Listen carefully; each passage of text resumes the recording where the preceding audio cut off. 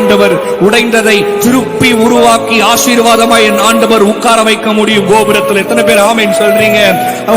வாழ்க்கையில கர்த்தர் உனக்கு சகலத்தையும் செய்ய முடியும். நீ நினைச்ச மனுஷன் என்னத்தையும் பண்ணிருக்கான் வாழ்க்கையில?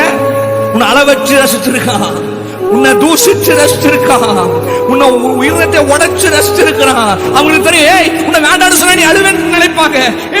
ஆண்டவர் அப்படி கிடையாதுமா. இயேசுவே அப்படின்னு சொன்ன உனக்கு செல்லமா ஓடி வந்து உன் சூழ்நிலையை மாற்றுவா.